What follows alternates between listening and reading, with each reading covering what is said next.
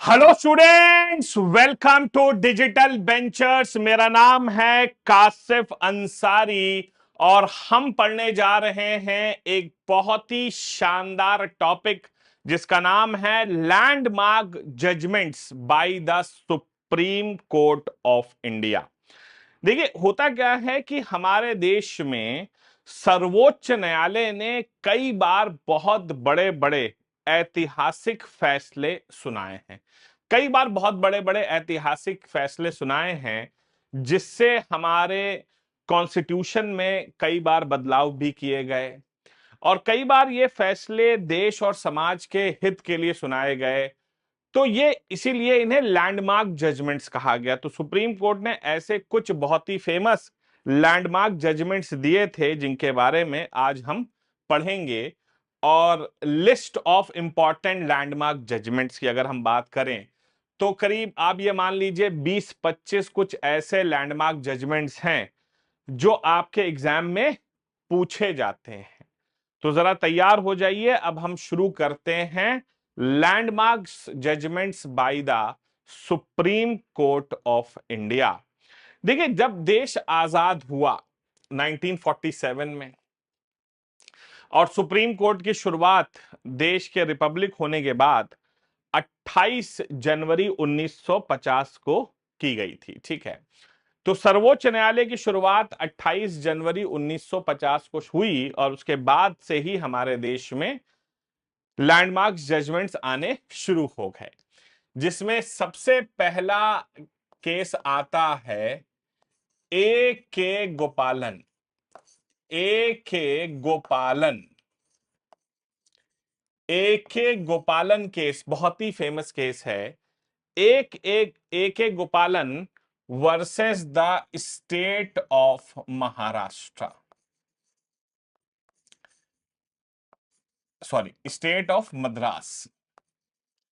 A K Gopalan case versus state of Madras सन 1950 का ये बहुत ही फेमस केस है। इस केस में हुआ क्या था? एक व्यक्ति थे श्री ए के गोपालन साहब, ये कम्युनिस्ट लीडर हुआ करते थे। और कम्युनिस्ट लीडर्स आप जानते हैं कि कम्युनिज्म वाले लोग जो हैं ये स्ट्राइक्स वगैरह में बहुत विश्वास रखते हैं। ठीक है, स्ट्राइक्स होना, ठीक है, चक्का जाम होना, इसमें बहुत विश्वास रखते हैं। और यही हुआ कि एक बड़ी स्ट्राइक हुई मद्रास में जिसको लीड कर रहे थे श्री ए के गोपालन साहब। तो जब ए के गोपालन साहब इस स्ट्राइक को लीड कर रहे थे तो इनको गिरफ्तार किया गया एक केस में जिसे कहा जाता है प्रिवेंटिव डिटेंशन। एक चीज होती है जिसे हमारे देश में कहा जाता है प्रिवेंटिव डिटेंशन, मतलब इंसान ने अपराध नहीं किया, उसके बावजूद उसे गिरफ्तार कर लिया गया प्रिवेंशन के तौर पर कि इससे बवाला होगा। तो ए के गोपालन साहब एक पावरफुल कम्युनिस्ट लीडर थे और सरकार को लगा कि ये भाई इतने शक्तिशाली हैं कि इनके वजह से लॉ एंड ऑर्डर की सिचुएशन थोड़ी सी खराब हो सकती है। लॉ एंड ऑर्डर की सिचुएशन जो है वो काफी खराब हो सकती है, तो इन्हें प्रिवेंटिव डिटेंशन में सरकार ने पकड़कर जेल में डाल दिया। प्रिवेंशन के तौर पर इन्हें जेल में डाल दिया गया। होता क्या, आप देखेंगे जब चुनाव वगैरह होता है ना, तो पुलिस वाले जो है ना, वो देखा नहीं, गांव में रजिस्टर लिए घूमते रहते हैं। जिन जिन लड़कों पर फेमस धाराएं लगी होती हैं उनको पुलिस वाले क्या कहते हैं, या तो भैया गांव छोड़ के भाग लो और वरना जेल चलो, क्योंकि तुम बाहर रहोगे तो अपराध करोगे, हमें डर है। तो ए के गोपालन साहब को पुलिस ने प्रिवेंटिव डिटेंशन पे गिरफ्तार किया, ये कह करके कि हमें शक है कि लॉ एंड ऑर्डर की कंडीशन थोड़ी सी खराब हो सकती है। ए के गोपालन साहब इस मामले को लेकर सुप्रीम कोर्ट पहुंच गए और ए के गोपालन साहब ने कहा कि ये मेरे फंडामेंटल राइट का वायलेशन है। भाई साहब, ये मेरे फंडामेंटल राइट का वायलेशन है। तो सुप्रीम कोर्ट से कहा कि भाई मुझे कैसे कोई गिरफ्तार कर सकता है, ये तो मेरे फंडामेंटल राइट का वायलेशन है। तो इस मामले में सुप्रीम कोर्ट ने एक बड़ा लैंडमार्क जजमेंट दिया और सुप्रीम कोर्ट ने कहा कि भाई साहब गोपालन साहब, ये आपके कोई फंडामेंटल राइट का वायलेशन नहीं है।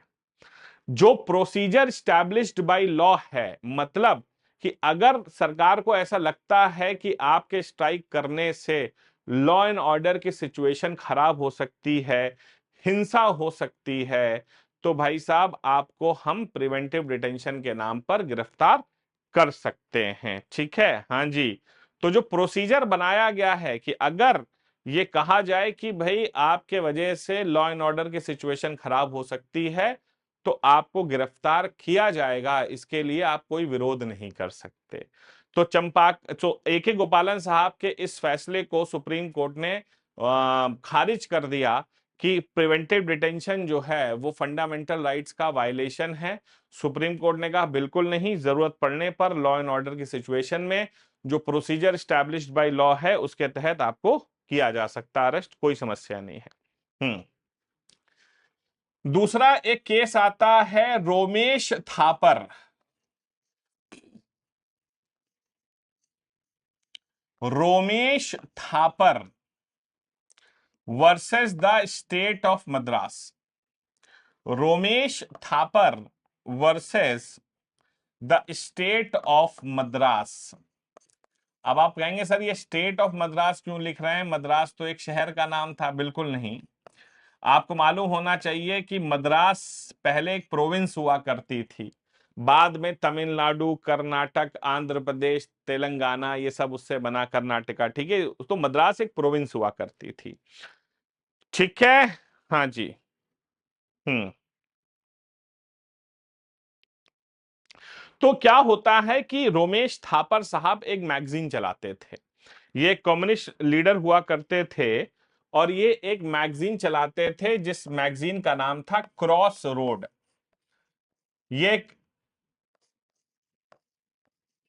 कम्युनिस्ट लीडर थे और ये एक मैगजीन चलाया करते थे, और उस मैगजीन का नाम था क्रॉस रोड मैगजीन। अब जाहिर सी बात है उस मैगजीन में ये क्या करते थे कि कम्युनिस्ट प्रोपोगेंडा को बढ़ावा देते थे कि देश में जो है प्राइवेटाइजेशन को रोकना चाहिए, देश में सरकार का कंट्रोल ज्यादा होना चाहिए, देश में जो है वो मिक्स्ड इकोनॉमी नहीं होनी चाहिए, समाजवाद की ओर बढ़ावा होना चाहिए, मतलब कि पूरी तरह से स्टेट कंट्रोल्ड चीजें होनी चाहिए। जो वर्कर्स होते हैं उनका इंडस्ट्रीज में पार्टिसिपेशन ज्यादा होना चाहिए, वर्कर्स को बराबर पैसा मिलना चाहिए, मतलब कैपिटलिज्म को हमेशा से विरोध करते थे रोमेश थापर साहब।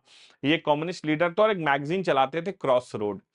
तो सरकार ने इनकी मैगजीन पर रोक लगा दी, सरकार ने इनकी मैगजीन पर रोक लगा दी कि आप ये मैगजीन नहीं चला सकते, ये गलत प्रोपेगेंडा आप बढ़ावा दे रहे हैं। रोमेश थापर साहब इस मामले को लेकर सर्वोच्च न्यायालय पहुंच गया। रोमेश थापर साहब ने कहा यह बिल्कुल गलत है, क्योंकि आर्टिकल 19 मुझे आजादी देता है freedom of speech and expression, भाषा एवं अभिव्यक्ति का अधिकार। भाई ये मेरा अधिकार है, I have the freedom of speech and expression. और उन्होंने सुप्रीम कोर्ट से गुहार लगाई कि मेरी ये बात सुनी जाए। सुप्रीम कोर्ट ने उनकी बात सुनी और सुप्रीम कोर्ट ने कहा बिल्कुल सही बात है।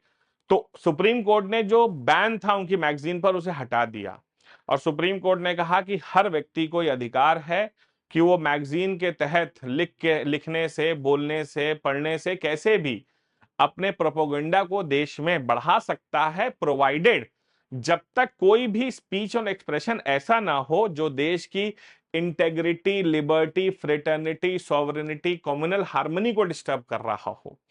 अब आप ये कहेंगे कि भारत तेरे 1000 टुकड़े होंगे, कितने अफजल मारोगे, हर घर में अफजल पैदा होगा, अफजल हम शर्मिंदा हैं, तेरे कातिल अभी जिंदा हैं, ऐसे नारे लगा कर कहोगे freedom of speech and expression है, तो भैया बिल्कुल नहीं है।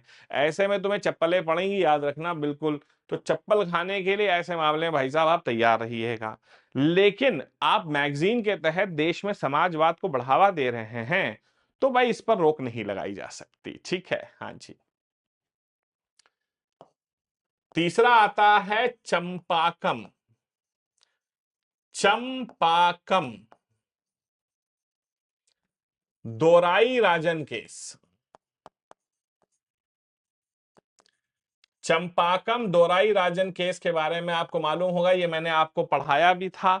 जब मैंने आपको डीपीएसपी के बारे में पढ़ाया था तो मैंने आपको चंपाकम दोराई राजन केस के बारे में भी बताया था, ठीक है। हाँ जी, शुरुआत में देखिए सारे के सारे केस जो है भाई साहब मद्रास में ही हुए पड़े थे। चंपाकम दोराई राजन केस ये 1952 में हुआ और एक बड़ा डिबेट हमारे देश में छिड़ा। चंपाकम दवाई राजन केस 1952 में हुआ और एक बड़ा डिबेट हमारे देश में छिड़ा। और डिबेट ये छिड़ा कि हमारे देश में फंडामेंटल राइट्स ज्यादा सुप्रीम है या भाई साहब डीपीएसपी ज्यादा सुप्रीम है। तो फंडामेंटल राइट्स ज्यादा सुप्रीम है या डीपीएसपी ज्यादा सुप्रीम है? Which one is more powerful, fundamental rights और directive principles of state policy? तो सुप्रीम कोर्ट ने कहा बिल्कुल कोई शक ही नहीं है, fundamental rights are far more superior. Supreme court ने बड़े स्पष्ट शब्दों में कहा कि fundamental rights are far more superior than the DPSP. Supreme court ने कहा ऐसा कोई शक ही नहीं है भाई साहब, फंडामेंटल राइट्स जो हैं वो डीपीएसपी के कंपैरिजन में बहुत शक्तिशाली हैं। फंडामेंटल राइट्स जो हैं वो फंडामेंटल हैं, जुडिशिएबल हैं, ठीक है। हाँ जी। नेक्स्ट नेक्स्ट आता है, लिखिए चौथा। चौथा आता है शंकरी प्रसाद। चौथा केस आता है Shankari Prasad. Shankari Prasad versus the union of India, बहुत फेमस केस है। Shankari Prasad versus the union of India, ये भी एक ऐतिहासिक केस है और ये केस हुआ था 1951 में। अब Shankari Prasad versus union of India जो केस हुआ था 1951 में, आपको मालूम है कि हमारे देश में क्या हुआ था? फर्स्ट कॉन्स्टिट्यूशनल अमेंडमेंट एक्ट आया था, पहला संवैधानिक संशोधन अधिनियम आया था 1951 में, जिसके तहत भारतीय संविधान में आर्टिकल नंबर 31A और 31B को इंट्रोड्यूस किया गया था ताकि जो लैंड रिफॉर्म्स हैं उसको जुडिशियल रिव्यू के दायरे से बचाया जा सके, ठीक है। हाँ जी, और ये कहा गया कि क्या जो फंडामेंटल राइट्स हैं, क्या हमारे देश में पार्लियामेंट को यह अधिकार है कि क्या वो फंडामेंटल राइट्स में अमेंडमेंट कर सकती है? बताइए, क्या संसद को यह अधिकार है कि फंडामेंटल राइट्स में वो अमेंडमेंट कर सकती है? तो शंकरी प्रसाद केस 1951 में सुप्रीम कोर्ट ने एक बहुत लैंडमार्क जजमेंट दिया था और सुप्रीम कोर्ट ने कहा the parliament of India, the parliament of India has infinite power. भाई उस जमाने में क्या हुआ, देश नया नया आजाद हुआ था, कांग्रेस पार्टी बड़ी शक्तिशाली थी। Power to amend anything.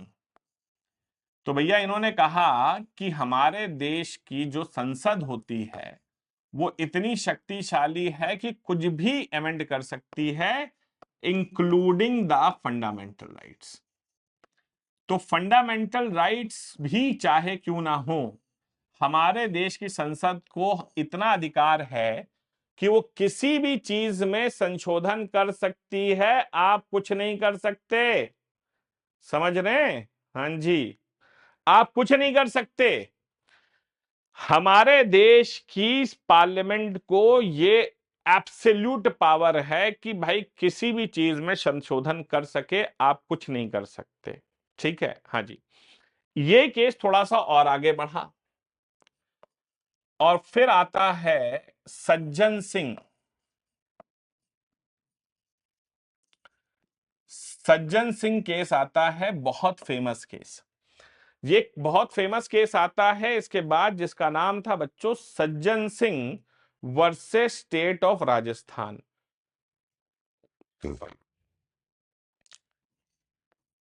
Sajjan Singh versus state of Rajasthan. फिर से एक बार ये बहस छिड़ी। सज्जन सिंह स्टेट ऑफ राजस्थान में फिर से बहस छिड़ी कि क्या हमारे देश की पार्लियामेंट को यह अधिकार है कि वो फंडामेंटल राइट्स में बदलाव कर सके? तो सुप्रीम कोर्ट ने कहा, कितनी बार बताएं? Yes, the parliament has the power to amend the fundamental rights. फिर से वही बात सुप्रीम कोर्ट ने कही, the parliament has the power, the parliament has the power to amend the fundamental rights. बड़े साफ शब्दों में फिर से कहा कि भैया देखो, ऐसा है कि संसद को यह अधिकार है कि फंडामेंटल राइट्स को अमेंड कर सकते हैं, लेकिन पहले कहा था इनफाइनाइट पावर है, अभी इनफाइनाइट नहीं कहा, धीरे धीरे कम हो रहा है। आप देखेंगे ना, धीरे धीरे कम हो रहा है। और उन्होंने कहा कि भैया देखो, ऐसा है कि अभी कोई ऐसा नहीं है कि इनफाइनाइट नहीं है, लेकिन हाँ, संसद को पूरा अधिकार है कि वो फंडामेंटल राइट्स में अमेंडमेंट कर सकते हैं। ठीक है, हाँ। हम्म। फिर एक और केस होता है आईसी गोलखनाथ, आईसी गोलखनाथ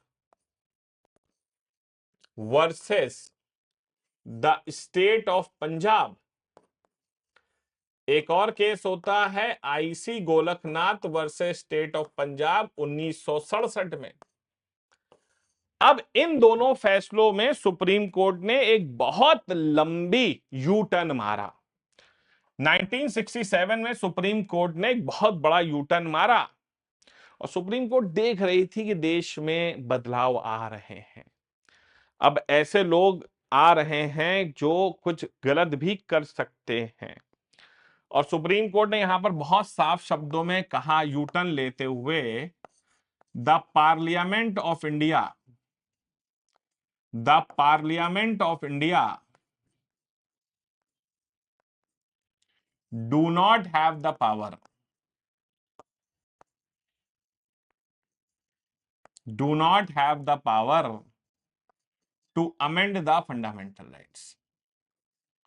बड़े स्पष्ट शब्दों में सुप्रीम कोर्ट ने यहां पर कहा कि भैया पार्लियामेंट को यह अधिकार नहीं है कि फंडामेंटल राइट्स में बदलाव कर सकें। ठीक है, हाँ जी।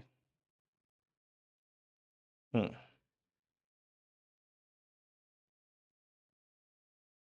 क्लियर है? तो आप देखिए, शंकरी प्रसाद केस में सुप्रीम कोर्ट ने कहा कि फंडामेंटल राइट्स जो हैं, पार्लियामेंट के पास इनफाइनाइट पावर है, वो फंडामेंटल राइट्स में बदलाव कर सकती है। सज्जन सिंह केस में सुप्रीम कोर्ट ने कहा पार्लियामेंट के पास अधिकार है कि फंडामेंटल राइट्स में बदलाव कर सकती है। लेकिन आईसी गोलखनाथ केस में सुप्रीम कोर्ट ने पूरा एक लंबा यू टर्न मारा और कहा कि भैया अब आप नहीं कर सकते हैं, बहुत बहुत बहुत स्पष्ट शब्दों में। हम्म।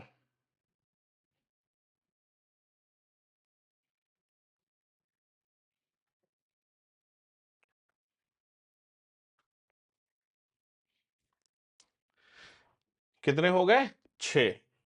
नेक्स्ट लिखिए, 7वें नंबर पे, 7वें नंबर पर आता है बहुत ही famous Berubari union case. Berubari union case, ये बहुत फेमस केस है। Berubari union case of 1960, Berubari union case of 1960। अब देखिए क्या होता है ना, कि हमारे देश में एक व्यक्ति आए थे, सर सिरिल रेडक्लिफ का नाम सुना होगा। उनको हमारे देश में बुलाया था अंग्रेजों ने कि भैया एक काम करो, आप जो है ना, भारत और पाकिस्तान के बीच में एक पॉलिटिकल बाउंड्री खींच दो। मतलब ये कोई आसान काम नहीं है, मतलब ऐसा नहीं कि आप सड़क चलते कर दें। भाई, भारत पाकिस्तान के बीच में रेखा खींचना एक बड़ा टफ काम था, लेकिन इन भाई साहब ने 1 डेढ़ महीने में, 2 महीने में पूरे भारत के बीच में और पाकिस्तान के बीच रेखा खींची, और ऐसी रेखा खींची कि आप सोच नहीं सकते। घर चला गया भारत में, ऑफिस चला गया पाकिस्तान में, मायका चला गया भारत में, ससुराल चला गया पाकिस्तान में। घर चला गया भारत में, खेत चले गए पाकिस्तान में, ठीक है। तो ऐसा ऐसा इन्होंने भाई साहब गजब ब्लंडर किया था सिरिल रेडक्लिफ साहब ने। असल में उनसे कहा गया था जो मुस्लिम डोमिनेटिंग क्षेत्र हैं उन्हें आप पाकिस्तान को दे दीजिए। और हुआ ये कि बंगाल में एक पुलिस थाने का क्षेत्र था जिसका नाम था बेरूबरी पुलिस थाने का क्षेत्र। और बेरूबरी जो पुलिस थाना था उसका जो क्षेत्र आया करता था, एक पुलिस थाने का नाम था बेरूबरी। तो बेरूबरी नाम का एक पुलिस थाना था और उस पुलिस थाने का जो एरिया था वो बेसिकली मुस्लिम डोमिनेटिंग था, लेकिन रेडक्लिफ साहब ने उसे भारत में डाल दिया। अब देश की आजादी के बाद थोड़ा सा विद्रोह हुआ कि भैया हमें तो पाकिस्तान जाना है, हमें तो पाकिस्तान जाना है, हमें पाकिस्तान जाना है। तो 1958 में एक बहुत फेमस अग्रीमेंट हुआ था जिसे नेहरू नून अग्रीमेंट कहा जाता है। जवाहरलाल नेहरू और पाकिस्तान के नून साहब के बीच में हुआ था, जिसमें जवाहरलाल नेहरू साहब ने कहा ठीक है यार, छोटा सा एक थाने का क्षेत्र है, हम आपको दे देते हैं। तो जवाहरलाल नेहरू साहब ने वो क्षेत्र पाकिस्तान को दे दिया। लेकिन इस बात को लेकर एक बहस छिड़ गई कि क्या भैया हमारे देश की सरकार के पास इतना अधिकार है कि देश का कोई भी क्षेत्र आप किसी और को सौंप दें? मतलब ये किसी के बाप की बपौती थोड़ी ना है यार। भाई किसी का कोई वो थोड़ी ना है कि भैया हम अपनी मर्जी से अपने देश का कोई भी क्षेत्र हम किसी को दे दें। भाई कोई पंडित जी जवाहरलाल नेहरू जी ने अकेले थोड़ा ना देश की आजादी की लड़ाई लड़ी है। तो आप ऐसे किसी भी व्यक्ति किसी को भी भारत की टेरिटरी का क्षेत्र नहीं दे सकते। इस मामले को लेकर लोग सुप्रीम कोर्ट चले गए और सुप्रीम कोर्ट ने भी माना, बहुत अच्छे तरीके से माना। और सुप्रीम कोर्ट ने कहा the parliament can give the parliament can give any area to any country. कोई भी क्षेत्र किसी क्षेत्र को देश को दे सकती है, but only after a constitutional amendment. लेकिन उसके लिए आपको संविधान में संशोधन करना पड़ेगा। हाँ जी, बिना संवैधानिक संशोधन के थोड़ी ना आप दे देंगे, only through a constitutional amendment. तो आपको संविधान में भैया संशोधन करना पड़ेगा और उसके बाद आप दे सकते हैं, ठीक है। हाँ जी, नेक्स्ट तो बिना संशोधन के नहीं दे सकते। नेक्स्ट आता है Kedarnath Singh. Kedarnath Singh, Kedarnath Singh versus the state of Bihar. Kedarnath Singh versus the state of Bihar, बहुत बढ़िया। Kedarnath Singh versus the state of Bihar, ये हुआ 1962 में, सॉरी हाँ 1962 में। आप जानते हैं आईपीसी की एक धारा है जो कहती है 124 सब सेक्शन ए, जिसे बेटा सिडिशन चार्जेस कहा जाता है। सिडिशन आप जानते होंगे जिसे देशद्रोह कहा जाता है। भाई इसे देशद्रोह के चार्जेस कहा जाते हैं, सिडिशन चार्जेस कहा जाता है। अब आपको मालूम है कि ये चार्जेस लगाए जाते हैं कन्हैया कुमार के ऊपर लगे, उमर खालिद के ऊपर लगे, हाँ जी। तो ये सब चार्जेस लगाए जाते हैं भाई साहब, आपके ऊपर देशद्रोह का चार्ज लगा दिया जाएगा, सिडिशन कहते हैं।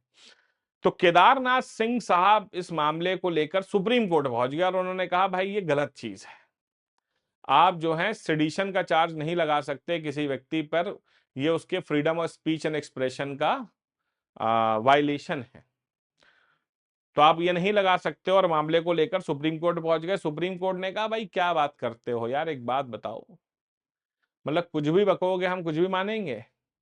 तो सुप्रीम कोर्ट ने बड़े स्पष्ट और साफ शब्दों में कहा कि भाई देखो ऐसा है कि ये बिल्कुल ठीक है, सेडिशन चार्जेस लगेंगे अगर कोई इंसान अपनी स्पीच एंड एक्सप्रेशन के थ्रू ऐसे काम करेगा, लेकिन ये तभी होंगे जब आप वायलेंस या पब्लिक ऑर्डर को डिस्टर्ब कर रहे हो। तो आप वायलेंस कर रहे हो और पब्लिक ऑर्डर को डिस्टर्ब कर रहे हो, तो भाई साहब सेडिशन के चार्जेस लगाए जा सकते हैं, कोई परेशानी नहीं है। ठीक है, हाँ जी। नेक्स्ट। हम्म कितने हो गए हमारे? 8। नवा, Madhavrao Scindia. Madhavrao Scindia versus the union of India. Madhavrao Scindia versus the union of India 1971। भाई आपको मालूम है माधवराव सिंधिया साहब कौन थे? ग्वालियर के राजा थे। हमारे देश में बहुत ही फेमस पॉलिटिशियन ज्योतिरादित्य सिंधिया जी के पिताश्री। और आपको मालूम होना चाहिए कि हमारे देश को आजादी तो मिल गई, लेकिन आजादी के बावजूद देश में कोई बहुत बहुत बड़े बदलाव इस तरह से नहीं आए कि राजा महाराजा आज भी राजा थे और वो आज भी राजा और प्रजा का खेल खेल रहे थे। आज भी राजा और प्रजा का खेल खेल रहे थे। इंदिरा गांधी जी को यह बात ज्यादा पसंद नहीं थी। तो इंदिरा गांधी जी ने हमारे देश में एक कानून पास किया था जिसका नाम था 26th अमेंडमेंट एक्ट 1971। 26वां संवैधानिक संशोधन 1971। 26वां संवैधानिक संशोधन 1971, ये बहुत फेमस।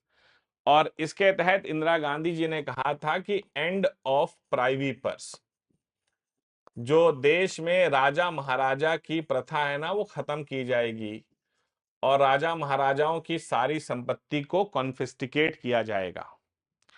तो प्राइवी पर्स का अंत होगा, राजशाही का अंत होगा, राजघरानाओं का अंत होगा।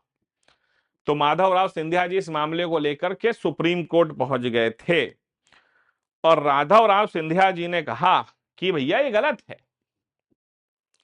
माधवराव सिंधिया साहब ने कहा कि भाई ये गलत है। क्यों गलत है? उन्होंने कहा भाई हम राजा हैं, आप इस तरह से हमारी संपत्ति छीन नहीं सकते और आप हमारे टाइटल्स को छीन नहीं सकते। मामले को लेकर वो सुप्रीम कोर्ट चले गए, लेकिन सुप्रीम कोर्ट ने माधवराव सिंधिया जी की कोई बात नहीं सुनी और सुप्रीम कोर्ट ने कहा कि भारत एक लोकतांत्रिक देश है और ये राजा महाराजाओं की प्रथा अब हमारे देश में नहीं चल सकती।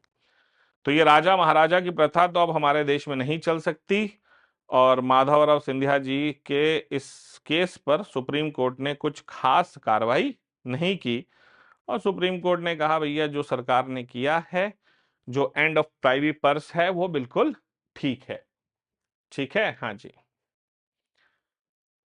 नेक्स्ट आता है इंदिरा गांधी। Indira Gandhi versus Rajnarayan case. ये भी एक बहुत बड़ा फेमस केस है। इंदिरा गांधी वर्सेस राजनारायण केस 1975, 1975 में। अब होता क्या है समझिएगा। इंदिरा गांधी वर्सेस राजनारायण केस, ठीक है। हम्म अब हुआ ये क्या इस केस में कि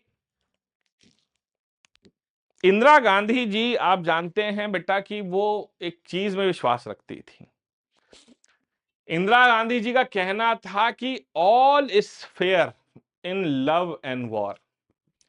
प्यार और जंग में सब कुछ जायज है। तो राजनीति के लिए, सत्ता के लिए सब जायज है।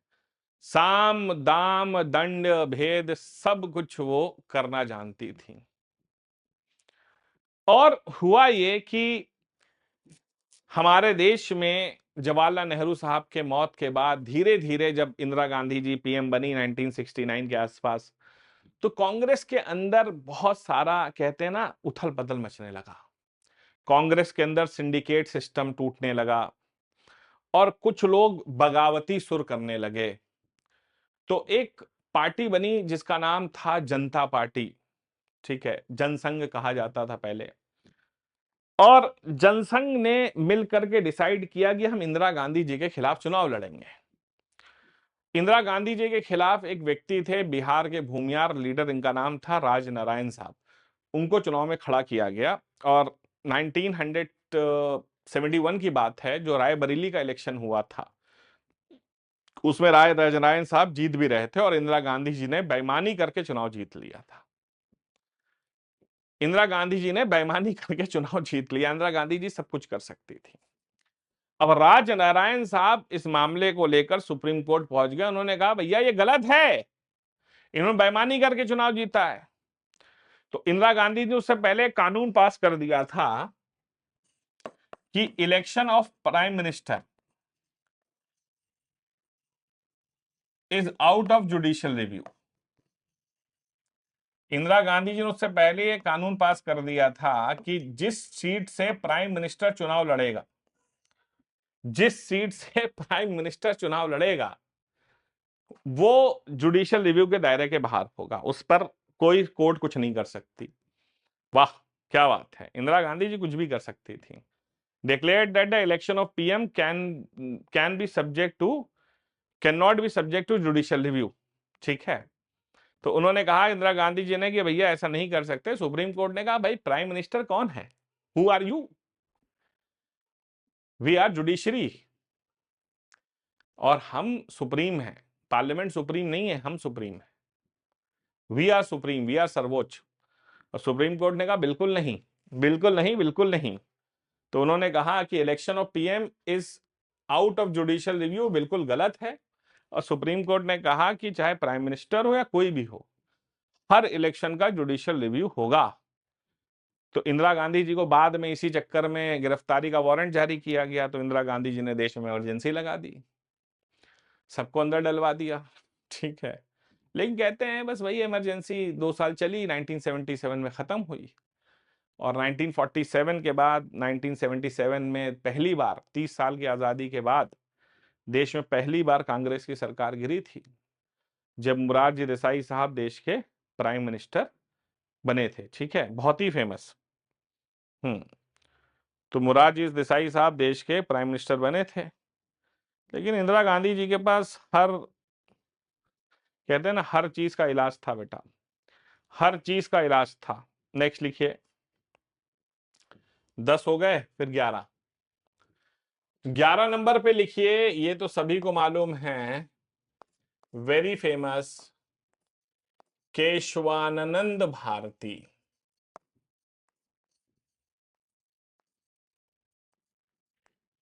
Versus the state of Kerala. Keshavananda Bharati versus the state of Kerala 1973 में। और इस मामले में सुप्रीम कोर्ट ने बहुत फेमस और अच्छी चीजें बोली। इस मामले में सुप्रीम कोर्ट ने कुछ बहुत फेमस लैंडमार्क जजमेंट्स दिए। केशवानंद भारती साहब बहुत ही फेमस एक केरला के एक मंदिर के पुजारी थे और भाई साहब सुप्रीम कोर्ट पहुंच गए थे। ये केस भारत के इतिहास में वैसे ही फेमस है क्योंकि इस केस को 13 जजेस ने देखा था, आज तक के इतिहास में कभी भी ऐसा नहीं हुआ। तो 13 जजेस की बेंच ने इस केस को देखा था और इसमें कई बड़े फैसले किए गए, जैसे कि इन्होंने पहली बात सुप्रीम कोर्ट ने कहा कि preamble is part of constitution. तो सुप्रीम कोर्ट ने यहां पर बड़े स्पष्ट शब्दों में कहा कि प्रस्तावना संविधान का हिस्सा है। तो प्रस्तावना जो है वो संविधान का हिस्सा है, सुप्रीम कोर्ट ने बहुत साफ शब्दों में कहा। Parliament can amend the preamble. Parliament को यह अधिकार है कि वो प्रियम्बल में बदलाव कर सकती है, लेकिन सुप्रीम कोर्ट यहां पे बड़ी खूबसूरत बात कही, लेकिन वो अमेंडमेंट ऐसा नहीं होना चाहिए, can not amend the basic structure. आपको जो करना है करिए, लेकिन वो अमेंडमेंट ऐसा ना होना चाहिए जिससे बेसिक स्ट्रक्चर ऑफ कॉन्स्टिट्यूशन जो है वो अमेंड हो जाए। तो जो आपको करना है करें, लेकिन वो अमेंडमेंट ऐसा नहीं होना चाहिए जिससे बेसिक स्ट्रक्चर ऑफ कॉन्स्टिट्यूशन जो है, हाँ जी,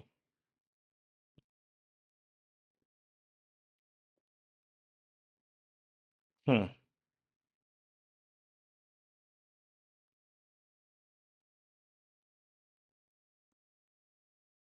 क्लियर है। केशवानंद भारती केस बहुत फेमस। केशवानंद भारती केस में इन्होंने कहा कि बेसिक स्ट्रक्चर ऑफ कॉन्स्टिट्यूशन में बदलाव नहीं होगा। लेकिन बेसिक स्ट्रक्चर ऑफ कॉन्स्टिट्यूशन है क्या, ये आज तक किसी को नहीं मालूम। नेक्स्ट आता है, ये भी बहुत फेमस केस है, इसका नाम है ADM Jabalpur. ADM Jabalpur case. ADM Jabalpur versus ADM Jabalpur versus Shivkant Shukla 1976।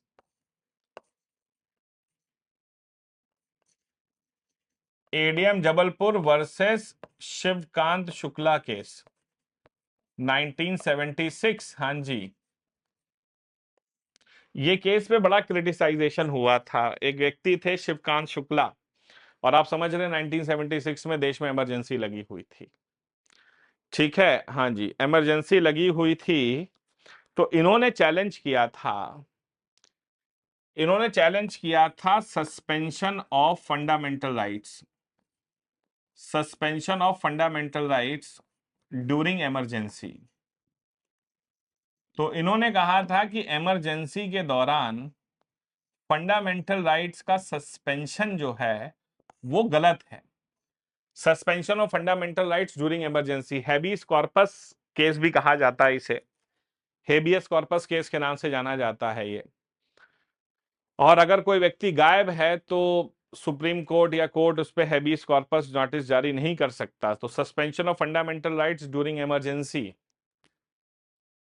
ये शिवकांत शुक्ला जी इस मामले को सुप्रीम कोर्ट लेकर गए, और सुप्रीम कोर्ट ने बकायदा 4-1 के जजमेंट से 5 जजों की बेंच ने कहा ये बिल्कुल ठीक है कि इमरजेंसी के दौरान फंडामेंटल राइट सस्पेंड की जा सकती हैं। इसको बहुत हमारे देश में क्रिटिसाइज किया गया था, बहुत क्रिटिसाइज किया गया था हमारे देश में। ठीक है, suspension of fundamental rights during emergency, और सुप्रीम कोर्ट ने कहा ये ठीक है, आप कर सकते हैं। इस पर एक बहुत मास लेवल ऑफ क्रिटिसिज्म भी हमारे देश में देखने को मिला था। 13 नंबर पे लिख लीजिए मेनका गांधी केस, ये भी बहुत फेमस है। मेनका गांधी तो आप जानते ही हैं कौन है। Maneka Gandhi case, Maneka Gandhi versus the union of India.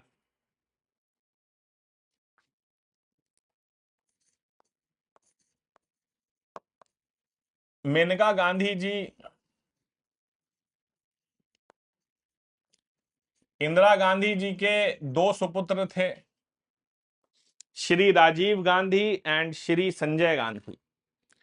Rajiv Gandhi ji की धर्मपत्नी है श्रीमती सोनिया गांधी, और संजय गांधी जी की धर्मपत्नी है श्रीमती मेनका गांधी। श्रीमती सोनिया गांधी जी के सुपुत्र हैं श्री राहुल गांधी, और श्रीमती मेनका गांधी जी के सुपुत्र हैं श्री वरुण गांधी।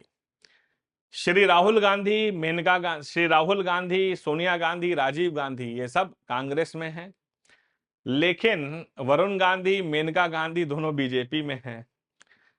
ठीक है, अब होता यह है कि मेनका गांधी ने कहा कि भैया देश में बहुत चीजें खराब हो रही हैं, मैं विदेश जाना चाहती हूं। उन्होंने कहा I have the right to settle abroad, I have the right to settle abroad, मुझे विदेश में जाकर सेटल होना है।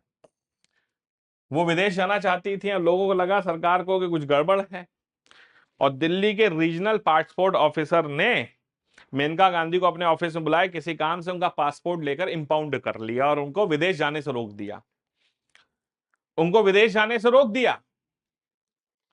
तो श्रीमती मेनका गांधी इस मामले को लेकर सुप्रीम कोर्ट चली गई, और सुप्रीम कोर्ट ने कहा कि जाकर भैया ये मेरा मौलिक अधिकार है, I have the right to settle, I have to right to go, I have to right to do anything, ये मेरा अधिकार है, पर्सनल लिबर्टी है, मैं विदेश में जाकर रहूं, बसूं, कुछ भी करूं, तुम कौन होते हो? तो इस मामले को लेकर सुप्रीम कोर्ट गए और सुप्रीम कोर्ट ने कहा बिल्कुल सही बात है। सुप्रीम कोर्ट ने कहा बिल्कुल सही बात है, everybody has a right to settle abroad. ठीक है, हाँ जी। हम्म।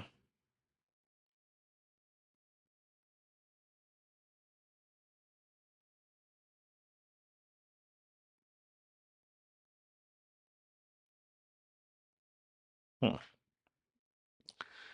अब एक और फेमस केस आता है जिसका नाम है Minerva mill case. Minerva mill versus the union of India. Minerva mill versus the union of India, 1980 में, बहुत ही famous. Minerva mill versus the union of India. असल में हुआ ये कि 42nd अमेंडमेंट एक्ट 1976 हमारे देश में पास हुआ था। आपको मालूम ही होगा 42वां संवैधानिक संशोधन 1976 हमारे देश में पास हुआ था, और ये बड़ा पावरफुल था। यही वो अमेंडमेंट एक्ट है जिसमें पहली बार हमारे देश में प्रियम्बल ऑफ द कॉन्स्टिट्यूशन के साथ छेड़छाड़ की गई थी। सोशलिस्ट, सेकुलर, इंटेग्रिटी, ये सब शब्द जोड़े गए थे, और भी बहुत सारे काम हुए थे। और इसके अंतर्गत क्या हुआ था कि हमारे देश में मिनर्वा 42nd अमेंडमेंट एक्ट में पार्लियामेंट के जो अमेंडमेंट पावर्स थे उनको बढ़ा दिया गया था और जुडिशियल रिव्यू को कम कर दिया गया था। तो इसमें क्या होता है कि पार्लियामेंट के जो अमेंडमेंट पावर्स थे उनको इंक्रीज किया गया और जुडिशियल रिव्यू को डिक्रीज किया गया। तो पार्लियामेंट के जो, भाई साहब ये क्या है, क्योंकि इमरजेंसी के दौरान हुआ था, तो इमरजेंसी के दौरान क्या हुआ कि पार्लियामेंट के अमेंडमेंट पावर्स बढ़ा दिए गए और जुडिशियल रिव्यू को घटा दिया गया। तो इस मामले को 42 अमेंडमेंट एक्ट 1976 को चैलेंज किया गया मिनर्वा मिल केस में, और सुप्रीम कोर्ट ने बिल्कुल कहा ये गलत है। सुप्रीम कोर्ट ने कहा हाँ जी कि अमेंडमेंट ये सब गलत है। सुप्रीम कोर्ट ने कहा कि जुडिशियल रिव्यू सबसे ऊपर है, जुडिशियल रिव्यू के ऊपर कुछ नहीं है, और हर मामले में जुडिशियल रिव्यू किया जा सकता है, आप कुछ नहीं कर सकते।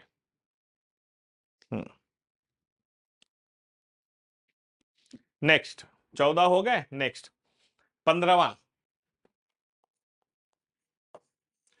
Bachchan Singh. Bachan Singh versus the state of Punjab, ये भी बड़ा फेमस केस है। Bachan Singh versus the state of Punjab 1980। Bachan Singh versus state of Punjab 1980। और ये बच्चन सिंह साहब पहुंच गए थे और उन्होंने कहा कि जो आईपीसी सेक्शन 302 के तहत हमारे देश में डेथ पेनल्टी दी जाती है, ये गलत है। इनका कहना था सुप्रीम कोर्ट में जाकर के कि जो डेथ पेनल्टी है, ये जो मौत की सजा है, ये गलत है, क्योंकि ये राइट टू लिव का वायलेशन कर रही है। भाई साहब, भाई हमारे देश में लोग भी क्रांतिकारी कम नहीं है। मतलब कोई बलात्कारी है, आतंकवादी है, उसको भी मौत की सजा दी जाए क्योंकि उसके फंडामेंटल राइट का वायलेशन हो जाएगा, आर्टिकल 21 का। तो सुप्रीम कोर्ट ने कहा देखो भैया ऐसा नहीं होता है।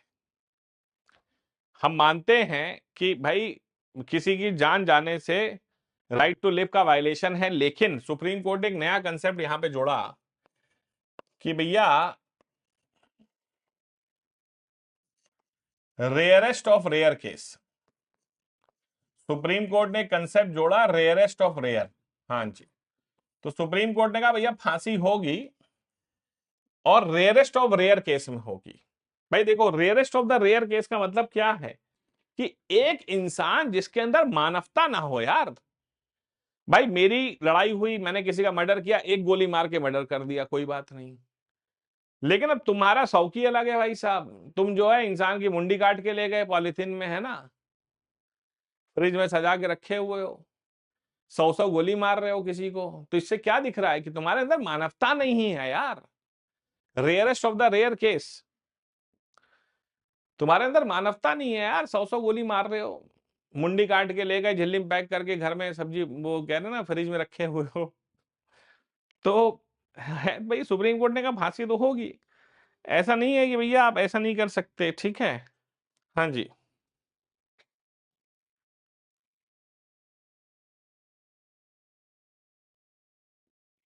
हम्म।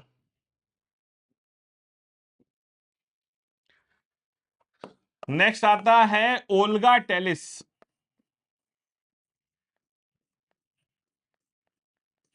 Versus BMC, 1985। ये केस था पेवमेंट डॉलर्स पर। ये आप जानते ही हैं क्या होता है कि Olga Tellis versus the Bombay Municipal Corporation case 1985। Bambai में आप जानते हैं, बॉम्बे में या मुंबई में सड़क पर फुटपाथ पर बहुत लोग सोते हैं, गरीबी, घर नहीं है लोगों का। और मुंबई म्युनिसिपल कॉरपोरेशन क्या कर रही थी कि फुटपाथ से लोगों को हटा रही थी। तो ये महिला है ओल्गा टेलिस, ये मामले को लेकर सुप्रीम कोर्ट पहुंच गई और ओल्गा टेलिस जी ने कहा कि भैया ये तो गलत है। ओल्गा टेलिस जी ने कहा कि हमारे यहां राइट टू लिव के अंतर्गत राइट टू लाइवलीहुड भी है और हर इंसान को अधिकार है वो कहीं भी जाकर रह सकता है। लेकिन सुप्रीम कोर्ट ने कहा इसका यह मतलब थोड़ी ना है यार कि तुम बीच सड़क पे रहोगे, एक्सीडेंट हो जाएगा, अब जान चली जाएगी, कौन जिम्मेदार होगा। तो सुप्रीम कोर्ट ने कहा कि ठीक है कि everybody has a right to life which include the right to livelihood, लेकिन eviction could proceed with reasonable notice.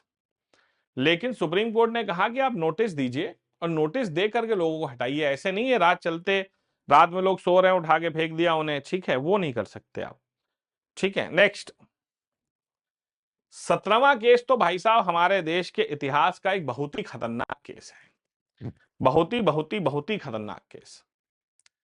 इसका नाम है very famous the Shahbano, Shahbano versus, Shahbano versus Ahmad Khan, Shahbano versus Ahmad Khan case of 1985। ये एक महिला है शाहबानो, ये एक महिला है शाहबानो।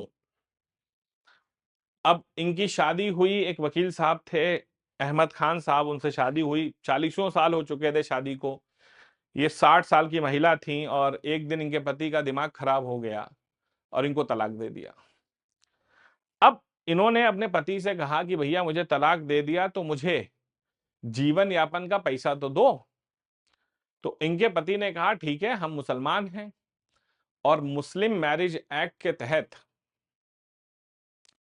जो एलिमनी होती है वो सिर्फ तलाक के 100 डेज तक ही होती है, जो इद्दत पीरियड होता है 100 डेज तक ही होती है, उसके बाद नहीं होती है। और मेहर के नाम पे जो 10 रुपए दिए थे वो ले लो यार, 20 रुपए जो दिए हैं वो आप तुम्हारे, ठीक है। हाँ जी। तो एलिमनी जो है वो भैया 100 दिन देंगे, उसके बाद हम नहीं देंगे। जैसे हिंदू मैरिज एक्ट में कहा गया है कि भैया आपको जो है एलिमनी पूरा जीवन देना पड़ेगा, मतलब महिला के जीवन यापन के भत्ते के पैसे। लेकिन मुस्लिम मैरिज एक्ट में कहा गया कि आपको सिर्फ 100 डेज ही देना पड़ेगा, ठीक है। हाँ जी। तो सुप्रीम कोर्ट ने कहा यह गलत है। तो सुप्रीम कोर्ट ने कहा कि maintenance of Muslim women, maintenance should be given,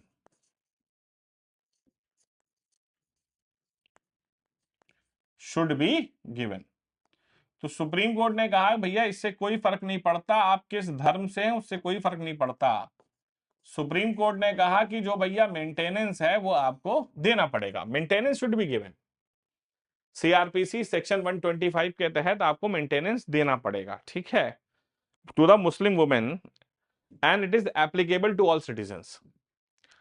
तो maintenance should be given to Muslim womens, यहां पर बड़े साफ शब्दों में उन्होंने कहा उन्होंने कहा अब एक बात बताओ, ये महिला 60 साल की हो गई, अब कहां जाएगी, सड़क पर जाकर किससे भीख मांगेगी?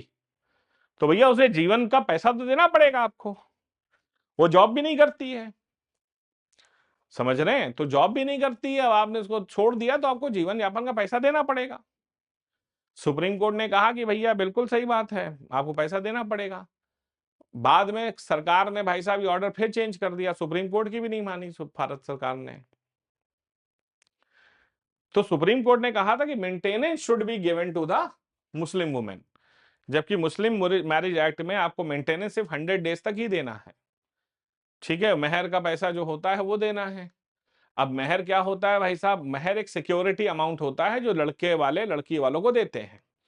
अब होता क्या है कि जब शादी होती है तो लड़के वाले और लड़की वालियों के बीच में क्या होता है ना कि सारे संबंध मधुर होते हैं। अब वो कहते हैं अरे अरे कोई बात नहीं, आप एक काम करो, 10 रुपए महर रख दो, 20 रुपए रख दो, 100 रुपए रख दो।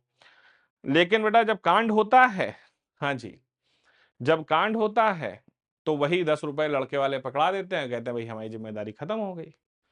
इसी वजह से कहा जाता है कि भैया आपको ये करना पड़ेगा, ठीक है? मेहर ज्यादा रखवाना चाहिए। और दूसरी चीज मेंटेनेंस आपको देना है, लेकिन सरकार को मालूम था कि ऐसा करने से बहुत बवाल हो जाएगा, मुस्लिम वोट कट जाएंगे, ठीक है? नेक्स्ट 18 नंबर केस भी बहुत इंपॉर्टेंट है, जिसका नाम है Indira Sohane versus the union of India.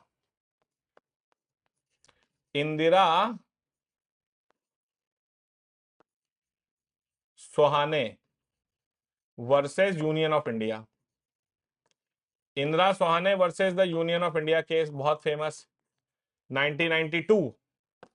आपको मालूम है कि हमारे देश में मंडल कमीशन आया था, और मंडल कमीशन ने हमारे देश में 27% रिजर्वेशन दिया था ओबीसी को। तो 27% रिजर्वेशन टू द ओबीसी। तो ये ओबीसी को जो है 27% रिजर्वेशन दिया गया था हमारे देश में मंडल कमीशन के तहत। अब इंदिरा सोहाने जी इस मामले को लेकर सुप्रीम कोर्ट पहुंच गई, और सुप्रीम कोर्ट में उन्होंने कहा कि भाई देखिए ऐसा है, ये गलत है। सुप्रीम कोर्ट ने कहा बिल्कुल गलत नहीं है। सुप्रीम कोर्ट ने कहा कि 27% आरक्षण ओबीसी को दिया जाएगा। लेकिन सुप्रीम कोर्ट ने दो नए कंसेप्ट यहां पर जोड़े थे। पहला, एक नया कंसेप्ट निकाला था, क्रीमी लेयर का कंसेप्ट निकाल दिया था। सुप्रीम कोर्ट ने कहा ये क्रीमी लेयर जो होती है ना, उसका कंसेप्ट निकालो, कि जो लोग ओबीसी में क्रीमी लेयर में आते हैं उनको आरक्षण नहीं मिलेगा, और 50% कैप ऑन रिजर्वेशन। और सुप्रीम कोर्ट ने कहा चाहे एससी एसटी हो, ओबीसी हो, सब कुछ मिलाकर देश में आरक्षण 50% से ज्यादा नहीं हो सकता।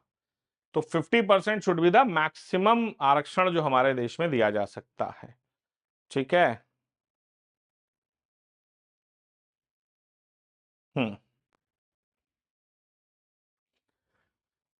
नेक्स्ट आता है एस आर बोमाई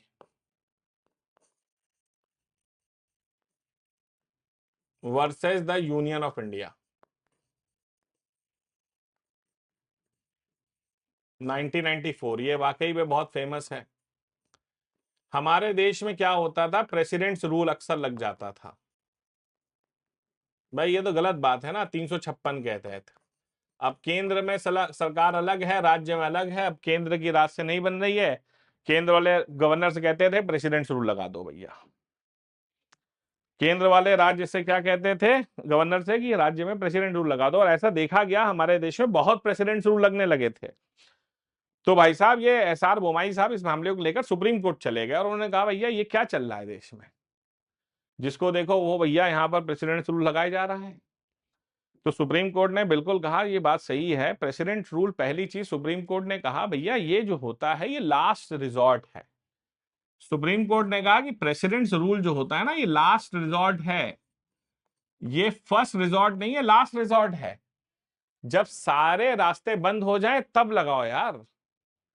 दूसरी चीज, सुप्रीम कोर्ट ने कहा कि मैलाफाइड इंटेंशन नहीं होना चाहिए। मतलब कि आप अगर प्रेसिडेंट्स रूल लगा रहे हैं और आपका इंटेंशन गलत है तो भैया ये बहुत गलत बात है। तो मैलाफाइड इंटेंशन नहीं होना चाहिए, बोनाफाइड इंटेंशन लगा सकते हैं। ठीक है, मैलाफाइड नहीं होना चाहिए। नेक्स्ट कितने हो गए? 19। 20वां।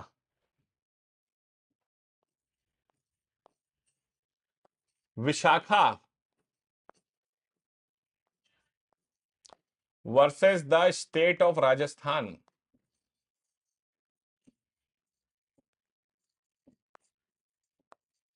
1997।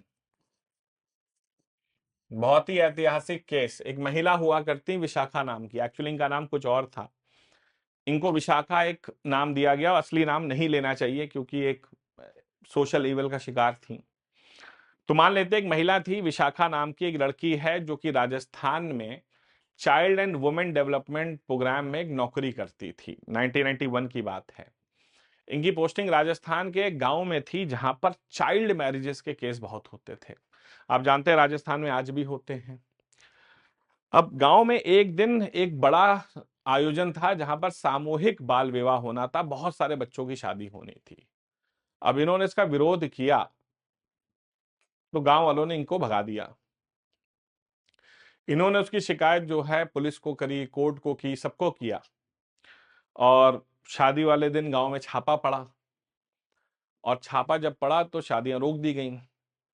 तो गांव वालों को लगा कि इस लड़की ने हमारे कल्चर्स के साथ छेड़छाड़ की है। तो she was kidnapped and gang raped by 18 people for 3 weeks. This woman Vishaka was gang raped for 3 weeks. अब लोगों को लगा कि लड़की मर गई तो उठाकर उसे एक कैनाल में फेंक आए थे, बट शी सर्वाइव्ड। वो सुप्रीम कोर्ट तक पहुंच गई और सुप्रीम कोर्ट में जाकर शिकायत दर्ज की कि ऐसा ऐसा मेरे साथ हुआ है। सुप्रीम कोर्ट ने जिन अपराधियों ने सजा, जो अपराध किया था उनको सजा तो मिली। साथ में 1997 में सुप्रीम कोर्ट ने कहा कि आप विशाखा हो, you are the light to the society. और 1997 में इसीलिए सुप्रीम कोर्ट ने एक ऐतिहासिक हमारे देश में विशाखा गाइडलाइंस को जारी किया। विशाखा गाइडलाइंस, जिसे हम कहते हैं prevention of sexual offence against women at work place. अगर किसी महिला के साथ सेक्सुअल हैरेसमेंट उसके ऑफिस में होता है तो विशाखा गाइडलाइंस के तहत कार्रवाई होती है। तो prevention of sexual offence against women at work place. तो विशाखा गाइडलाइंस जो है महिलाओं के बहुत ही इंपॉर्टेंट उस पे आया था। ठीक है, हाँ जी। इसी के तहत नियम आए थे कि जो कैब्स वगैरह ऑफिस की होती हैं उसमें महिलाओं का फर्स्ट पिकअप और लास्ट ड्रॉप नहीं होगा। शाम को 7 बजे के बाद महिलाएं जो हैं उनको ऑफिस में आप रोक नहीं सकते, जाने देते हैं तो अगर आपको भेजना रोकना है तो फिर उनकी घर जाने की व्यवस्था करनी चाहिए। ठीक है, अगर कोई कमेटी बनाई जाती है तो उसमें महिलाएं ज़्यादा होनी चाहिए। ठीक है, तो ये सब चीज़ें बनाई गई थी, बहुत ही इंपॉर्टेंट। हम्म।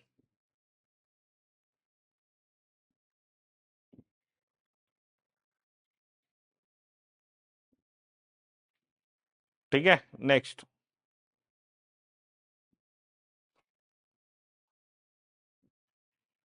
हम्म।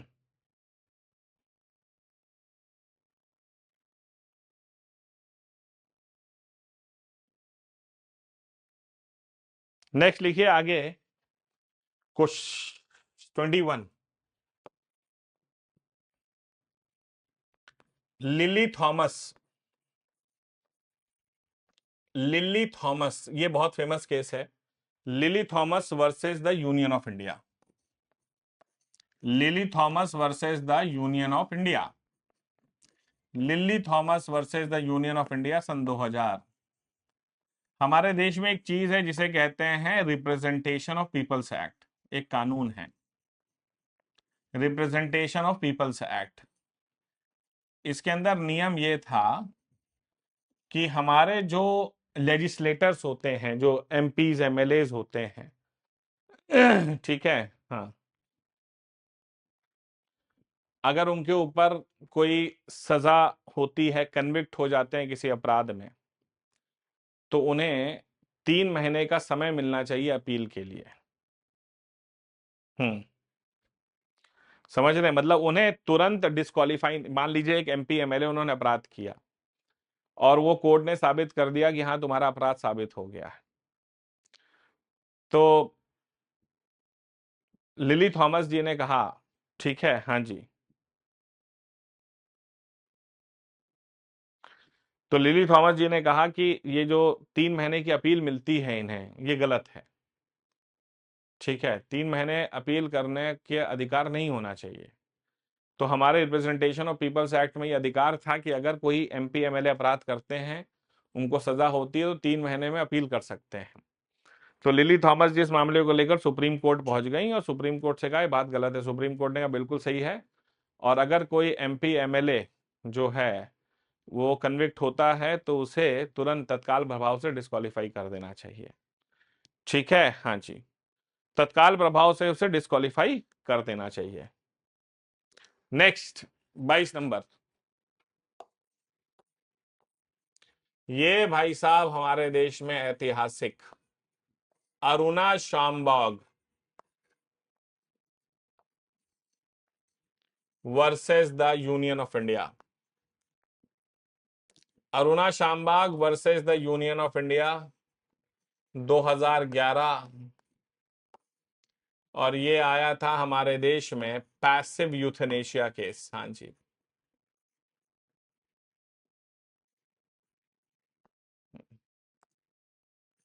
ये हमारे देश में आया था, बहुत ही फेमस यूथनेशिया केस। इसे कहते हैं मर्सी किलिंग। Mercy killing. आप देखते हैं कि हमारे देश में बहुत सारे लोग जो है ना, वो सरकार से स्वयं इच्छा मर्सी किलिंग की मांग करते हैं, क्योंकि वो ब्रेन डेड हैं, उनको लगता है वो कभी सही नहीं हो सकते, तो सरकार से, कोर्ट से वो मर्सी किलिंग की अपील डालते हैं। ऋतिक रोशन की एक मूवी देखी होगी आपने, गुजारिश, वो भी उसी पे बनी है। और एक महिला हुआ करती थी अरुणा शामबाग, 1972 में बॉम्बे के एक सरकारी अस्पताल में नर्स थी, 26 साल की उम्र में। अस्पताल के क्लास 4th एम्प्लॉय ने इनके साथ सेक्सुअल हैरेसमेंट की कोशिश करी। जब नहीं कर पाया तो इनको इतना मारा कि वो कोमा में चली गई, और 1972 से लेकर सन 2015 तक ये कोमा में रही, मतलब 43 इयर्स, सबसे लंबा समय। तो 2010 में इनके परिवार में सुप्रीम कोर्ट में एक पिटीशन डाली थी कि इसे मौत दे दी जाए, हम 38 साल से अस्पताल आ रहे हैं, अब हम और नहीं आ सकते। तो सुप्रीम कोर्ट ने इस पिटीशन पर रोक लगा दी थी, ये कहते हुए कि कोई भी इंसान अपनी इच्छा से अपनी मौत नहीं मांग सकता। कोई भी इंसान अपनी इच्छा से अपनी मौत नहीं मांग सकता, लेकिन 2015 में इनकी डेथ अपने आप ही नेचुरल कॉज से हो गई। तो सुप्रीम कोर्ट ने यहां पर लेकिन एक बहुत अच्छी बात कही थी कि एक्टिव यूथनेशिया नहीं, लेकिन पैसिव यूथनेशिया किया जा सकता है। मतलब अगर आप ब्रेन डेड की कंडीशन में हैं, आप वेंटिलेटर पे हैं, तो you have the right to say to no treatment. मतलब आप ये कह सकते हैं कि मैं ट्रीटमेंट नहीं लेना चाहता, लेकिन आपको वेंटिलेटर से हटा दिया जाएगा, लेकिन मौत नेचुरल होनी चाहिए। मतलब डॉक्टर जो है ना, इंजेक्शन देके मौत नहीं दे सकते। मान लो कोई डॉक्टर ने तरस खाकर इंजेक्शन देकर मौत दे दी, तो उस कंडीशन में डॉक्टर के ऊपर केस हो जाएगा। तो एक्टिव पैथेनेशिया हमारे देश में अलाउड नहीं है, पैसिव है। पैसिव अलाउड है कि आप जो हैं, पैसिव यूथनेशिया हमारे देश में अलाउड है कि आपको right to refuse the treatment, आप ट्रीटमेंट रिफ्यूज कर सकते हैं। ठीक है, लेकिन मौत नेचुरल होनी चाहिए आपकी। 22 हो गया। नेक्स्ट आता है 23 नंबर। 23 नंबर आता है, ये भी बड़ा फेमस केस है। ठीक है, ये भी बड़ा फेमस केस है, PUCL versus the union of India. PUCL versus union of India. PUCL versus union of India 2013। इसे कहा जाता है हमारे देश में बहुत ही famous NOTA case. NOTA, none of the above. भाई एक लोगों ने कहा कि भाई हमारे देश में क्या होता है कि जब चुनाव होता है तो फला व्यक्ति होता है, फला व्यक्ति को आप वोट डाल सकते हैं, फला को आप डाल सकते हैं, लेकिन हमारी इच्छा है कि हम किसी को भी वोट ना डालें। तो भैया सारे ऑप्शंस के नीचे एक और ऑप्शन होना चाहिए, नोटा का option, none of the above. जब आप वोट डालने जाते हैं तो एक ऑप्शन मिलता है नोटा। तो इन्होंने कहा भैया नोटा का ऑप्शन होना चाहिए, तो नोटा का ऑप्शन लाया गया और फाइनली जो है ये कर दिया गया। ठीक है, हाँ जी। नेक्स्ट, तो नोटा का ऑप्शन लाया गया हमारे देश में यहीं से, यस। तो नोटा कर दिया गया कि भैया नोटा लाओ। 2024, 24 नंबर, के एस पुट्टा स्वामी, के S पुट्टा Swami versus union of India.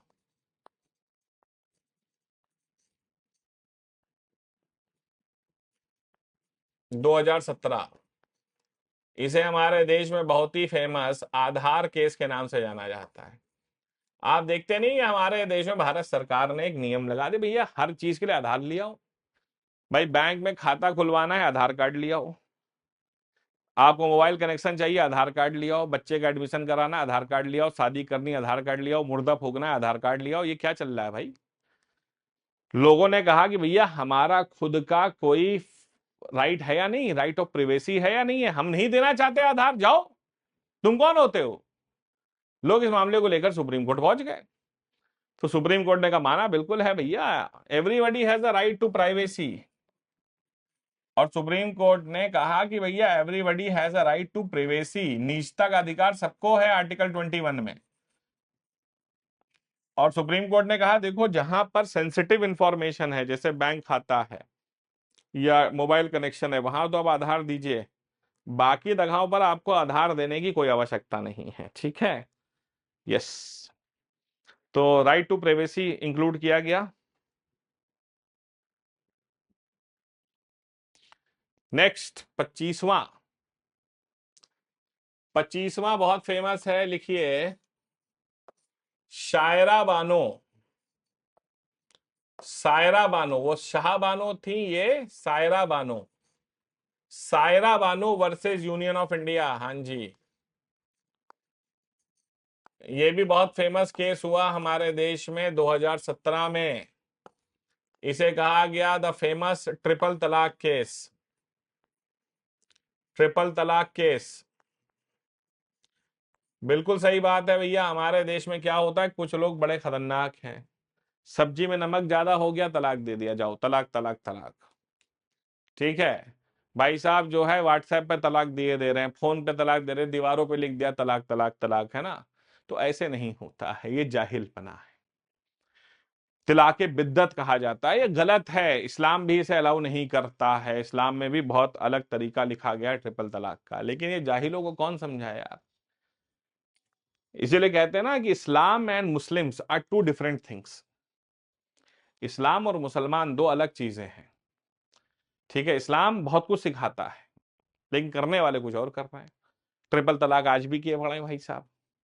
तो ये एक महिला थी सायरा बानो, ये सुप्रीम कोर्ट पहुंच गई और सुप्रीम कोर्ट ने कहा बिल्कुल सही बात है, ट्रिपल तलाक जो है वो अनकॉन्स्टिट्यूशनल है, और अगर किसी ने इस तरह से तलाक दिया तो भैया जेल जाइए हो फिर। बहुत ही सिंपल आंसर। ठीक है। हम्म। नेक्स्ट 26वां, Navtej Singh Johar,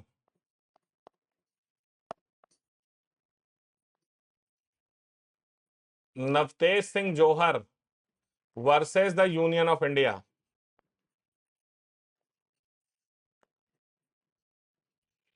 Navtej Singh Johar versus union of India 2018। ये आईपीसी 377 को लेकर के था, होमोसेक्सुअलिटी, होमोसेक्सुअलिटी। नवतेज सिंह जौहर साहब ने कहा कि भैया इंसान जो है वो होमोसेक्सुअल जो है वो अपनी इच्छा से नहीं है, ये एक मेडिकल कंडीशन है। और उन्होंने कहा कि भैया कोई इंसान चॉइस से ऐसा नहीं कर रहा, ये मेडिकल साइकोलॉजिकल कंडीशन है जिसके वजह से इंसान होमोसेक्सुअल बन रहा है। इन्होंने काफी रिपोर्ट्स का भी सहारा लिया और उन्होंने कहा कि भैया होमोसेक्सुअलिटी को लीगल किया जाए।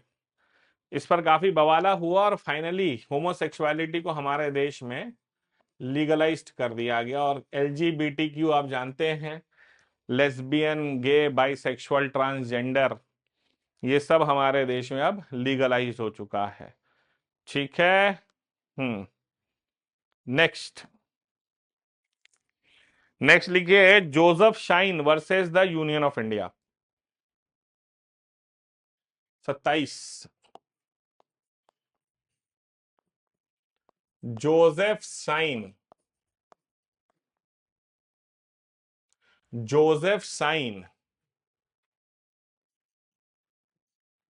Versus the union of India. Joseph shine versus the union of India 2018। IPC का एक सेक्शन हुआ करता था 497, जिसे हम ऑडल्टरी कहा करते हैं। ऑडल्टरी जिसे कहा जाता था।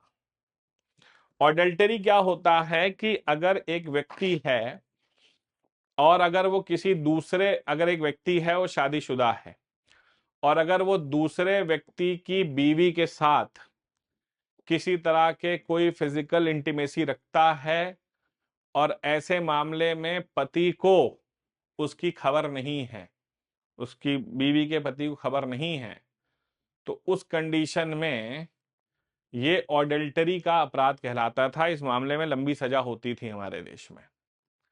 इस मामले में भैया लंबी सजा हो जाती थी ऑडल्टरी के मामले में। मतलब एक हस्बैंड वाइफ जो है वो अपनी इच्छा से, मतलब हस्बैंड चाहे तो पत्नी की इच्छा से जो है कुछ कर सकते हैं दूसरे के साथ, ठीक है, या हस्बैंड, पति और वाइफ जो है अपनी इच्छा से कुछ भी कर सकते हैं, ओपन रिलेशंस में रह सकते हैं। लेकिन अगर अगर पति ने किसी दूसरी महिला के साथ फिजिकल इंटीमेसी रखी और उस कंडीशन में उस दूसरी महिला के पति को उसकी इंफॉर्मेशन नहीं है, तो ये अडल्टरी कहलाता था। तो जोसेफ शाइन साहब इस मामले को लेकर सुप्रीम कोर्ट पहुंच गए और सुप्रीम कोर्ट ने कहा ठीक है यार, वाकई में अडल्टरी नाम का कोई अपराध नहीं है। तो आईपीसी सेक्शन 497 को सुप्रीम कोर्ट ने स्टक डाउन कर दिया और सुप्रीम कोर्ट ने कहा ये भैया पारिवारिक मामला है, परिवार खुद देखे, ठीक है, हस्बैंड वाइफ अपना ये मैटर है, खुद देखें, हम इसमें इंटरफेयर नहीं करते। ठीक है। हम्म।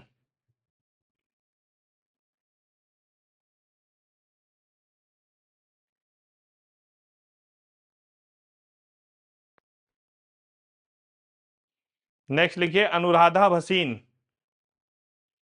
Anuradha Bhasin, Anuradha Anuradha Bhasin versus the union of India. 2020। ये जो इंटरनेट शटडाउन हुआ था ना जम्मू कश्मीर में, इंटरनेट शटडाउन जो जम्मू कश्मीर में हुआ था after abrogation of article 370, after abrogation of article 370, तो अनुच्छेद 370 के बाद जो इंटरनेट शटडाउन हुआ था जम्मू कश्मीर में महीनों तक, तो भैया ये पहुंच गई थी सुप्रीम कोर्ट। ठीक है, हाँ जी, और उन्होंने कहा ये गलत है, आप ऐसा नहीं कर सकते, हमारे पास we have a freedom of information, हमें मिलनी चाहिए। सुप्रीम कोर्ट ने कहा नहीं, ऐसा नहीं है। सुप्रीम कोर्ट ने कहा कि जो इंडेफिनिट इंटरनेट शटडाउन है मस्ट फॉलो नेसेसिटी, ठीक है, हाँ जी, और प्रोपोर्शनैलिटी प्रिंसिपल्स का पालन करना है, जरूरत है तो ऐसा कर सकते हैं।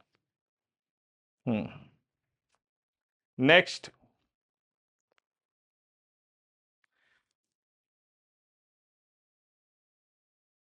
नेक्स्ट लिखिए, Aligarh Muslim university case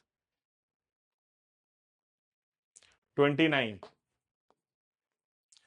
Aligarh Muslim university case of 2024।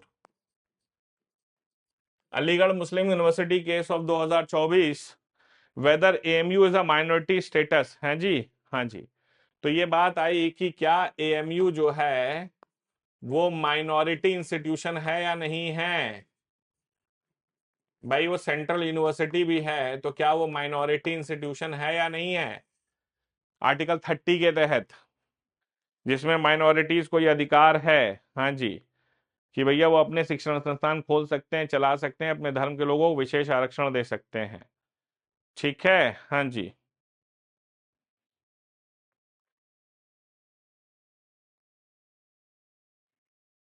तो सुप्रीम कोर्ट ने कहा जी हाँ बिल्कुल कर सकते हैं।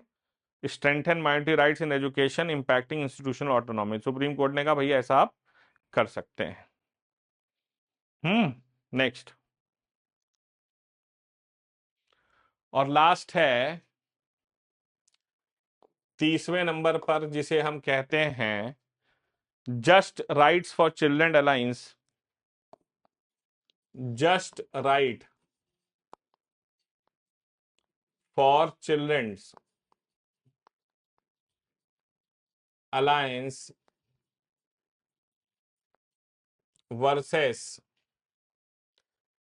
Are Harish 2024। Just right for children alliance versus R Harish 2024। एक चीज होती है जिसे कहते हैं चाइल्ड सेक्सुअल अब्यूज मटेरियल,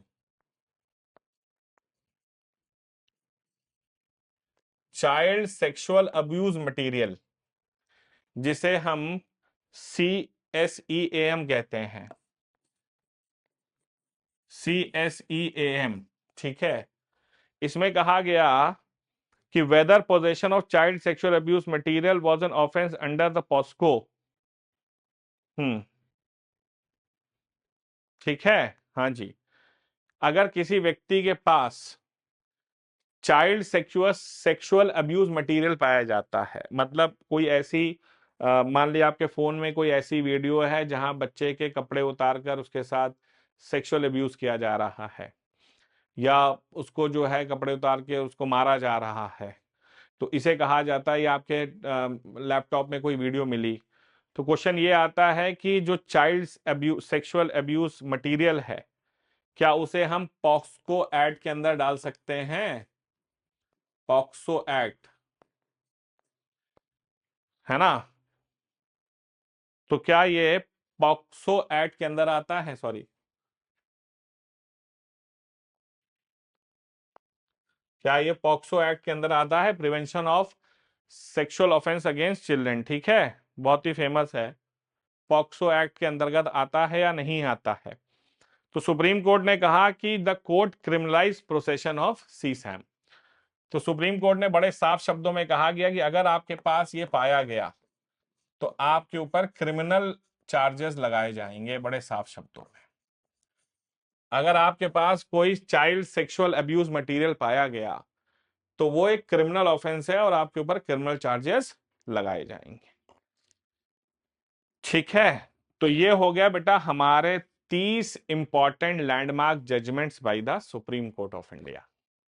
तो ये हमारा टॉपिक खत्म हो गया।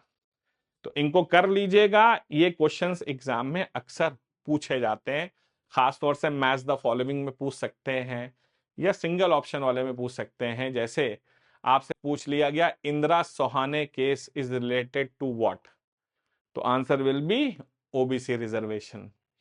या आपको 4 केस दे दिए गए और 4 नाम दे दिए गए, कह रहे मैच द फॉलोइंग कर दो। थैंक यू सो मच, सभी का बहुत बहुत शुक्रिया। मिलते हैं अगली क्लास में। Till then do take care of yourselves. Jai Hind, जय भारत एंड वंदे मातरम।